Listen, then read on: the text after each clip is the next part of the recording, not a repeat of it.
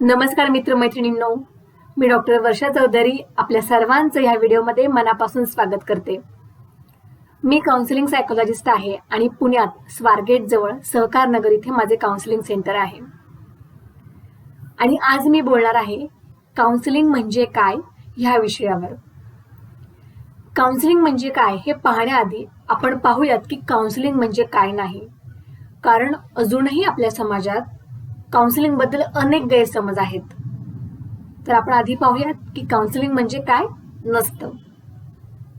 Counselling म्हणजे advice देणे, सल्ला देणे नाही. काउन्सिलिंग म्हणजे गप्पा मारणे नव्हे. काउन्सिलर हा तुमचा शिक्षक, गुरु किंवा मित्र नसतो. काउन्सिलिंग म्हणजे स्वतःची नैतिक मूल्य दुसऱ्यावर लादणे नाही आणि तुमची स्वतःची राजकीय विचारधारा किंवा सामाजिक मत दुसऱ्यावर लादणं नाही. तर मग काउन्सिलिंग म्हणजे काय? काउन्सिलिंग ही एक प्रक्रिया आहे. काउन्सिलिंग इज अ प्रोसेस ज्यात प्रोफेशनली ट्रेन्ड काउन्सिलर हा क्लायंटला त्याच्या त्रासदायक भावना, सवयी, कृती आणि त्रासदायक किंवा दुःखद अवघड परिस्थिती यातून बाहेर पडायला मदत करतो. ह्या काउन्सिलिंग प्रक्रियेमध्ये क्लायंटच्या खोलवर रुजलेल्या दृढ समजुतीवर काम केलं जातं. इथे एक लक्षात घ्या, ज्यावेळेला मी क्लायंट म्हणते तर त्या क्लायंटचा अर्थ म्हणजे काउन्सिलिंगमध्ये जी व्यक्ती काउन्सिलिंग घ्यायला येते तिला पेशंट न म्हणता क्लायंट असं म्हणतात. क्लायंट किंवा काउन्सिलिंग असं म्हणतात. तर काउन्सिलिंगच्या प्रोसेसमध्ये ह्या क्लायंटला त्याच्या भावना, विचार आणि वागणूक याबद्दल अवेअरनेस किंवा जागरूकता निर्माण केली जाते, स्पष्टता दिली जाते, जेणेकरून क्लायंट अवघड परिस्थिती व्यवस्थितपणे हाताळू शकतात, नातेसंबंध सुधारू शकतात, त्रासदायक सवयींमधून बाहेर पडू शकतात आणि निर्भयपणे व आत्मविश्वासाने जीवन जगू शकतात. तर आता पाहूयात की काउन्सिलर म्हणजे कोण. काउन्सिलर, समुपदेशक किंवा ज्यांना आपण काउन्सिलिंग सायकोलॉजिस्ट म्हणतो, त्याने मानसशास्त्र म्हणजे सायकोलॉजीमध्ये पदव्युत्तर शिक्षण, पोस्ट ग्रॅज्युएशन केलेले असते. पण फक्त शिक्षण आणि ही डिग्री पुरेशी नसते, तर प्रॅक्टिकल नॉलेज असणं अत्यंत गरजेचं असतं. कारण काउन्सिलिंगसाठी लागणारे जे स्किल्स आहेत, जी कौशल्य आहेत, त्याचं प्रशिक्षण घेणं गरजेचं असतं. तर जे चांगले काउन्सिलर असतात त्यांनी ह्या स्किल्सचं, ही जी कौशल्य आहे त्याचं प्रशिक्षण घेतलेलं असतं.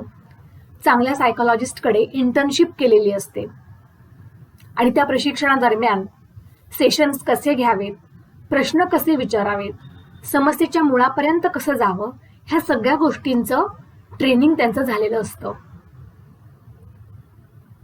आणि चांगला काउन्सिलर जो असतो त्याला समाजातील विविध समस्यांची जाणीव असते. आपल्या भारत देशात खूप विविधता आणि विषमता आहे. त्यामुळे एक जो चांगला काउन्सिलर असतो त्याला विविध जाती, धर्म आणि आर्थिक स्तरातील जीवनशैलींची माहिती असते. चांगला काउन्सिलर हा सतत स्वतःचे नॉलेज अपडेट करत असतो. म्हणजे माझ्याकडे डिग्री आहे आणि आता मला सगळं माहिती आहे अशा आविर्भावात तो नसतो. तर सतत मानसशास्त्रावरचं वाचन, विविध रिसर्चचं वाचन आणि अशा अनेक सोर्सेसमधून तो स्वतःचं ज्ञान, नॉलेज अपडेट करत राहतो. चांगला काउन्सिलर हा ॲक्टिव्ह लिस्नर असतो. ॲक्टिव्ह लिस्निंग हे काउन्सिलरचं सर्वात महत्त्वाचं कौशल्य आहे. ॲक्टिव्ह लिस्निंग म्हणजे समोरच्या व्यक्तीचं म्हणणं जजमेंट न करता, म्हणजे मूल्यमापन न करता, न कंटाळता लक्षपूर्वक ऐकणे.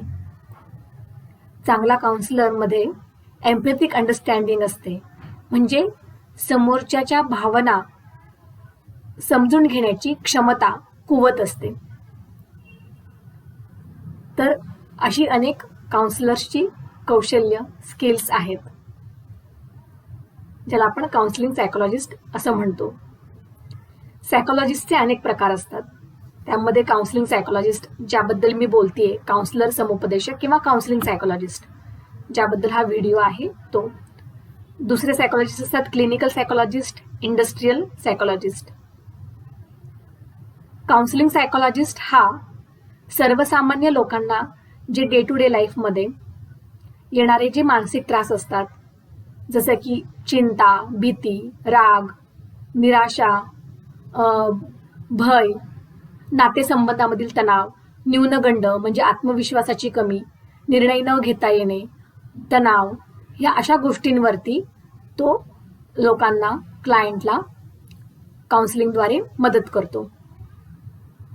क्लिनिकल सायकोलॉजिस्ट हे मुख्यत्वे वेगवेगळ्या मानसिक चाचण्या करून गंभीर मानसिक रोगांविषयी, आजारांविषयी मूल्यमापन, मोजमापन करत असतात. त्यांचे हे रिपोर्ट्स सायकॅट्रिस्टसाठी अतिशय मदतीचे ठरतात. आता सायकॅट्रिस्ट कोण? तर सायकॅट्रिस्ट हे मनोविकार तज्ज्ञ MBBS करून MD सायकॅट्री झालेले असतात. गंभीर मानसिक आजार, विविध मनोविकार, मानसिक त्रास यावर ते औषधोपचार, ट्रीटमेंट करतात आणि हॉस्पिटलमध्ये किंवा क्लिनिकल सेटअपमध्ये ते प्रॅक्टिस करतात. गरज लागल्यास त्या मनोरुग्णाला ॲडमिट करून घेतात. आणि हे जे मी आज सांगते आहे ते काउन्सिलिंग सायकोलॉजिस्ट, काउन्सिलर किंवा समुपदेशकांबद्दल जे सर्वसामान्य लोकांना जे मानसिक त्रास होतात किंवा डे टू डे लाईफमध्ये जे चॅलेंजेस येतात, नातेसंबंधांमधला जो तणाव येतात त्यावर, किंवा नातेसंबंध सुधारण्यासाठी, तसेच जीवनात प्रगती करण्यासाठी, जीवन अर्थपूर्ण करण्यासाठी, आत्मविश्वास वाढवण्यासाठी, अशा अनेक गोष्टीसाठी तुम्ही काउन्सिलिंग घेऊ शकता समुपदेशक, काउन्सिलिंग सायकोलॉजिस्ट यांच्याकडून. अजून इथे मला एक गोष्ट सांगावीशी वाटते की हल्ली अनेक ठिकाणी काउन्सिलर किंवा काउन्सिलिंग हा शब्द वापरला जातो आणि अनेक ठिकाणी तो लूजली पण वापरला जातो. जसं की अनेक वेळा ज्योतिष कार्यालय जे असतात त्यांच्या तिथेही काउन्सिलिंग किंवा काउन्सिलर हा शब्द ते वापरतात. मोठमोठ्या हॉस्पिटलमध्ये ट्रीटमेंटची माहिती किंवा सर्जरीची माहिती, येणारा खर्च, ह्या सगळ्यांसाठी माहिती देणारी जी व्यक्ती अपॉइंट केलेली असते तिलाही काउन्सिलर म्हणतात. तर आणि अनेक वेळेला वेट गेन किंवा वेट लॉस ह्यासाठी जे न्यूट्रिशनल सप्लिमेंट असतात ते सप्लिमेंट देणारे जे विक्रेते असतात त्यांनाही काउन्सिलर म्हणून ती टर्म वापरतात. तर कृपया करून ते काउन्सिलर किंवा ती काउन्सिलिंग आणि ही जी मी बोलतेय सायकोलॉजिकल काउन्सिलिंग याच्यामध्ये गल्लत करू नका, कन्फ्यूज होऊ नका. आता आपण पाहूयात की काउन्सिलिंग ही प्रक्रिया कशी सुरू होते. तर ही प्रक्रिया सुरू होते ज्यावेळेला क्लायंट अपॉइंटमेंटसाठी फोन करतात. आणि गंमत अशी असते की बहुतेक वेळेला समस्या खूप हाताबाहेर गेलेली असते, त्यावेळेला ते फोन करतात आणि त्यांना ताबडतोब अपॉइंटमेंट हवी असते आणि इन्स्टंट सोल्युशन हवं असतं. असो, पण प्रक्रियेची सुरुवात ही अपॉइंटमेंट घेणं इथपासून सुरू होते. काउन्सिलिंग प्रक्रियेमध्ये कॉन्फिडेन्शियलिटी म्हणजेच गोपनीयता अतिशय महत्त्वाची आहे आणि ती पाळली जाते. म्हणजे क्लायंटची ओळख कुठेही डिस्क्लोज केली जात नाही. काउन्सिलिंगचे सेशन जसे सुरू होतात आणि जसे पुढे जातात तसं क्लायंटमध्ये आणि काउन्सिलरमध्ये परस्पर विश्वासाचं एक नातं तयार होतं. पहिले 1-2 सेशन हे हिस्ट्रीचे असतात. हिस्ट्रीचे म्हणजे त्यात क्लायंटची काय समस्या आहे, त्या समस्येचं किंवा त्रासाचं स्वरूप काय आहे याबाबत अनेक प्रश्न विचारले जातात. चांगली हिस्ट्री घेणे हे अतिशय महत्त्वाचं आहे, कारण त्यावरूनच आपण जे त्रासाचं जे असेसमेंट आहे ते करत असतो. आणि त्याच्यासाठी असेसमेंटसाठी टेस्टिंग सारख्या वेगवेगळ्या टूल्सही वापरले जातात. काउन्सिलिंग करताना काउन्सिलर अनेक थेरपीजचा वापर करतो. उदाहरणार्थ REBT म्हणजेच rational emotive behavioural therapy, CBT म्हणजे cognitive behavioural therapy, psychodynamic therapy, humanistic therapy, family therapy, अशा वेगवेगळ्या थेरपीज काउन्सिलिंग प्रोसेसमध्ये वापरल्या जातात. तसेच वेगवेगळे टेक्निक्सही क्लायंटला शिकवले जातात. उदाहरणार्थ ब्रीदिंग टेक्निक आहे, ग्रेडेड एक्सपोजर थेरपी आहे, प्रोग्रेसिव्ह रिलॅक्सेशनची टेक्निक आहे. अशा वेगवेगळ्या टेक्निक्स क्लायंटला गरजेनुसार शिकवले जातात, जेणेकरून तो त्या त्रासदायक गोष्टीतून बाहेर पडायला त्याला मदत होईल. तसेच सेशन नंतर क्लायंटला होमवर्क दिलं जातं. होमवर्कमध्ये वेगवेगळे छोटे छोटे होमवर्क असतात.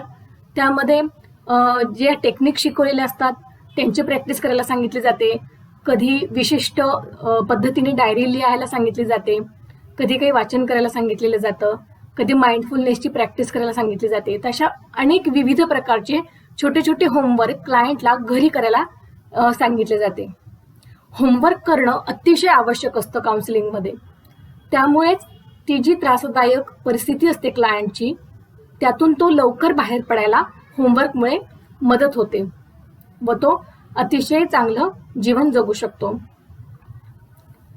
आणि ही जी प्रोसेस आहे, काउन्सिलिंगची प्रक्रिया आहे, त्यामध्ये काय होतं की जसजसे सेशन्स पुढे जातात तसतसे एक एक पदर उलगडायला लागतात. कारण सुरुवातीलाच क्लायंट खूप वेळेला बऱ्याच गोष्टी सांगत नाही, तर हळूहळू काही गोष्टी वर येतात. अनेक वेळेला क्लायंटच्या भावनिक इमोशनल कॅथार्सिस होतो. भावनिक म्हणजे जे मनामध्ये दुःख साठवलेलं असतं किंवा काही आघात झालेले असतात ते वर येतात. अनेक वेळेला क्लायंट रडतो, कधी कधी मनावर जखमा झालेल्या असतात. पण तो काउन्सिलिंगच्या सेशनमध्ये त्या जखमांचा प्रतिकूल परिणाम न करू देता व्यवस्थित जीवन कसं जगता येईल, एक हेल्दी आयुष्य कसं जगता येईल ते शिकतो. अनेक गोष्टींची क्लायंटला पहिल्यांदाच जाणीव होत असते आणि मग ती जी निराशेची परिस्थिती असते त्यातून त्याला आशेचा सूर गवसतो. खूप वेळेला ज्यावेळेला क्लायंट सेशनला येतात त्यावेळेला मनावर खूप ओझं घेऊन येतात आणि जाताना मात्र हलके होऊन जातात. पण स्थायी रूपात आणि लॉंग टर्म परिणामासाठी सेशनसाठी नियमितपणे येणं हे अत्यंत गरजेचं असतं. साधारण 15 ते 20 सेशन्स लागू शकतात. त्यापेक्षा कमीही लागू शकतात किंवा जास्तही लागू शकतात. ज्यावेळेला मी सेशन म्हणते तर सेशन हे 30 मिनिट किंवा 1 तासाचे असतात व साधारण 30 मिनिटाची म्हणजे अर्ध्या तासाची फी साधारण 500 तर 1 तासाची फी 1000 रुपये इतकी असते. जर सिनियर सायकोलॉजिस्ट असतील तर त्यांची फी कदाचित जास्तही असू शकते. तर ह्या काउन्सिलिंगचे अनेक फायदे आहेत. काउन्सिलिंगमुळे मनातील न्यूनगंड जाऊन आत्मविश्वास निर्माण होतो. मनातील अपराधीपणाची भावना किंवा संशयाची भावना जाऊन क्लायंट मोकळेपणाने जगायला शिकतो. दुःखद परिस्थितीतून बाहेर यायला शिकतो. मागच्या गोष्टी मागे सोडून प्रवाही होऊन पुढे जायला शिकतो, मूव्ह ऑन होतो व दुःख सोसत जगण्यापेक्षा चांगलं जीवन व्यतीत करता येऊ शकतं असा विश्वास त्याच्या मनात निर्माण होतो. तर त्रासदायक परिस्थितीतून बाहेर येण्यासाठी, मानसिक त्रासातून बाहेर येण्यासाठी, जीवनात प्रगती करण्यासाठी, जीवन अर्थपूर्ण करण्यासाठी तुम्ही काउन्सिलिंग घेऊ शकता. तुम्हालाही जर वाटत असेल की नाही काउन्सिलिंग घ्यायला हवं तर मनात संकोच न बाळगता तुम्ही काउन्सिलरची मदत घ्या. तुम्हाला जर काही प्रश्न असतील तर मी खाली डिस्क्रिप्शन बॉक्समध्ये माझा ईमेल आयडी दिलेला आहे, तुम्ही मला ईमेल करू शकता. हा व्हिडिओ पाहिल्याबद्दल तुमचे खूप खूप धन्यवाद. व्हिडिओला लाईक करा, कमेंट करा आणि चॅनलला सबस्क्राईब केलेलं नसेल तर प्लीज सबस्क्राईब करा. धन्यवाद.